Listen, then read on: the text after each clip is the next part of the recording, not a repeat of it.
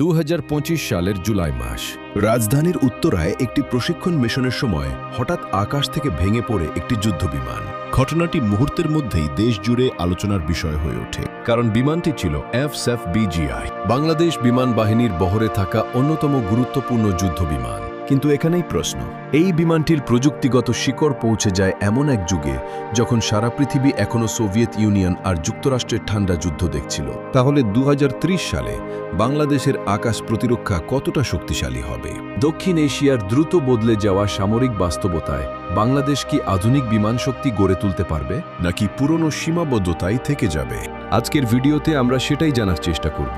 1971 সালে স্বাধীনতার পর একটি ছোট বাহিনী হিসেবে যাত্রা শুরু করেছিল বাংলাদেশ বিমান বাহিনী। আজ তারা শুধু আকাশ সীমা পাহারা দেয় না, দুর্যোগের সময় উদ্ধার অভিযান পরিচালনা করে, জাতিসংঘ শান্তিরক্ষা মিশনেও গুরুত্বপূর্ণ ভূমিকা পালন করে।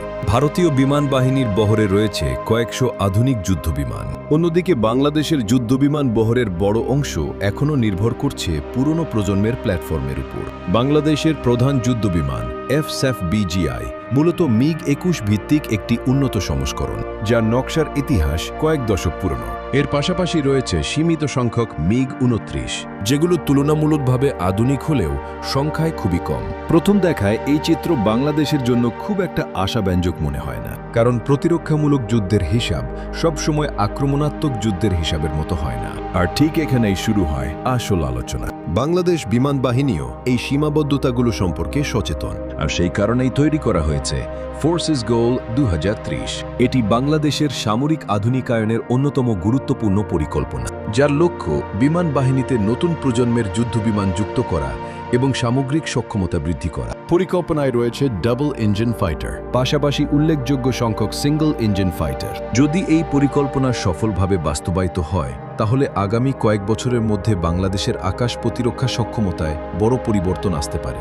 শুনতে বেশ আশাব্যঞ্জক লাগছে, কিন্তু এখানেই একটি নতুন সমস্যা সামনে আসে, কারণ পৃথিবীর আকাশ যুদ্ধের প্রযুক্তি ইতিমধ্যেই আরেক ধাপ এগিয়ে গেছে।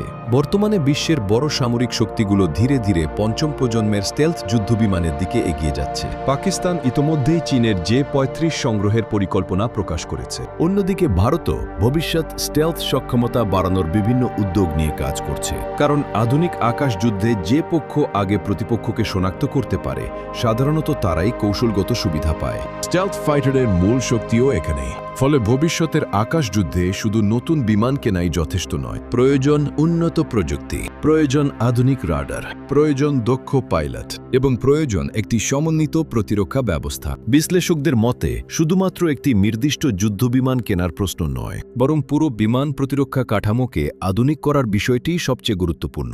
এর মধ্যে থাকতে পারে আধুনিক মাল্টি রোল ফাইটার, উন্নত রাডার নেটওয়ার্ক, ডেটা লিঙ্ক সক্ষমতা এবং দীর্ঘমেয়াদী প্রশিক্ষণ কর্মসূচি। তাহলে 2030 সালে বাংলাদেশ বিমান বাহিনী কেমন হবে? এর উত্তর আজ কারো কাছে নিশ্চিতভাবে নেই, তবে একটি বিষয় স্পষ্ট: ভবিষ্যতের আকাশ যুদ্ধ শুধু যুদ্ধ বিমানের সংখ্যা দিয়ে নির্ধারিত হবে না, নির্ধারিত হবে প্রযুক্তি, প্রশিক্ষণ এবং দীর্ঘমেয়াদী পরিকল্পনার মাধ্যমে। আজ নেওয়া সিদ্ধান্তই নির্ধারণ করতে পারে আপনার কি মনে হয়, বাংলাদেশ কি 2030 সালের মধ্যে বিমান বাহিনীর বড় ধরনের আধুনিকায়ন সম্পন্ন করতে পারবে?